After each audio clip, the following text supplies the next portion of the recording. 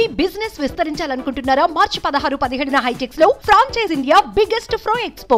ఇతర సీఎంలను ఓడించి గెలిచిన వాడిని 2028లో నేనే సీఎం అంటూ కామారెడ్డి ఎమ్మెల్యే చేసిన కామెంట్స్ రాష్ట్ర రాజకీయాల్లో హాట్ టాపిక్ అయ్యాయి. 2028 నాటికి తెలంగాణ సీఎం నేనే అంటూ బీజేపీ ఎమ్మెల్యే ఓ రేంజ్ లో స్టేట్మెంట్ ఇచ్చారు. 2023 ఎన్నికల్లో కామారెడ్డి అసెంబ్లీ స్థానం నుంచి పోటీ చేసి విజయం సాధించకపోతే రాజకీయాల నుంచి తప్పుకుంటానని కాటిపల్లి వెంకటరమణారెడ్డి సవాల్ విసిరారు. అప్పటి ముఖ్యమంత్రి కేసీఆర్, ప్రస్తుతం సీఎం రేవంత్ రెడ్డి వంటి ప్రముఖులతో పోటీపడి ఆ ఇద్దరిని ఓడించి ఎమ్మెల్యేగా గెలిచారు. చెప్పినట్టుగానే ప్రత్యర్థులైన కేసీఆర్, రేవంత్ రెడ్డిలపై గెలిచి ఎమ్మెల్యే అయ్యారు. కేసీఆర్, రేవంత్లు 2 స్థానాల నుంచి పోటీ చేశారు. కామారెడ్డిలో ఈ ఇరువురు నాయకులు ఓడిపోయిన 2వ స్థానం నుంచి గెలిచిన విషయం తెలిసిందే. అయితే వెంకటరమణారెడ్డి చేస్తున్న కామెంట్స్ సంచలనంగా మారుతున్నాయి.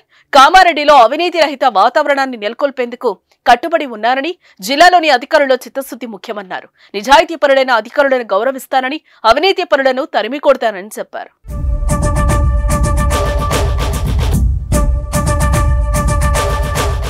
తాజాగా వెంకటరమణారెడ్డి సీఎం రేవంత్ రెడ్డి ప్రభుత్వ సలహాదారు షబ్బీర్ అలీపై తీవ్ర స్థాయిలో మండిపడ్డారు. గత కొన్ని రోజులుగా కామారెడ్డి నియోజకవర్గంలో నడుస్తున్న ప్రోటోకాల్ రగడే ఇందుకు ప్రధాన కారణమని టాక్ నడుస్తోంది.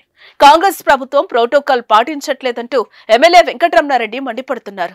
కామారెడ్డిని షబ్బీర్ అలీకి రాసిచ్చారా అని నిలదీస్తున్నారు. ఏ ప్రోటోకాల్ ప్రకారం షబ్బీర్ అలీ పేరును శిలాఫలకంపై వేయిస్తారని ప్రశ్నించారు. ఏ హోదాతో ఆయనతో ప్రారంభోత్సవాలు చేయిస్తారని అధికారులను నిలదీశారు. షబ్బీర్ అలీకి సలహాదారు పదవి ఇవ్వటం పైన వెంకటరమణారెడ్డి సెటైర్లు పేల్చారు. రేపొద్దున్న తెలంగాణకు నేనే ముఖ్యమంత్రిని అవుతాను, నా గర్ల్ ఫ్రెండ్ కు కూడా కేబినెట్ హోదా ఇస్తా అంటూ స్టేట్మెంట్ ఇచ్చారు. ఆయన తాను కూడా 2028కి ప్లాన్ లో ఉన్నాను, సీఎం అవుతాను కూడా, విడిచిపెట్టేదైతే లేదు అంటూ వెంకటరమణారెడ్డి హెచ్చరించారు. 2028లో బీజేపీ ప్రభుత్వం వస్తుందని, తానే సీఎం అవుతానన్న వెంకటరమణారెడ్డి కామెంట్స్ కామారెడ్డిలోనే కాకుండా రాష్ట్ర వ్యాప్తంగా హాట్ టాపిక్ అయ్యాయి. ఆర్టికల్ 18 ప్రకారం ఇచ్చినాము.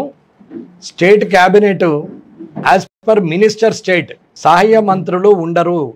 స్టేట్ గజెట్ల, సెంట్రల్ గజెట్ల మాత్రమే సహాయ మంత్రులు ఉంటారు. జీవో నంబర్ 116 ఓన్లీ ఆయనకు అలాట్మెంట్ చేసింది వచ్చింది ఆర్టికల్ 18 అన్న. ఆర్టికల్ 18 చదివి చెప్పండి అన్నాం.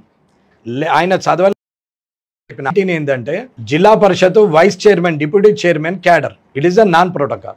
రేపొద్దునే నేను ముఖ్యమంత్రి అవుతా, నా గర్ల్ ఫ్రెండ్ కూడా నేను క్యాబినెట్ ఇస్తా. ఇయ్యచ్చా అంటే నేను కూడా తయారు చేసుకుంటా. మరి ఎందుకంటే నేను కూడా 2028కి ప్లాన్లోనే ఉన్నా.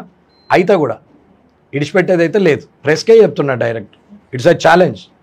మొన్న రాజకీయ సన్యాసం తీసుకుంటాను ఎట్లన్నానో 2028లో బీజేపీ ప్రభుత్వం రాకపోతే ముఖం చూపెట్టే వాళ్ళకి అంటున్నా, పత్రికాముఖంగా చెప్తున్నా.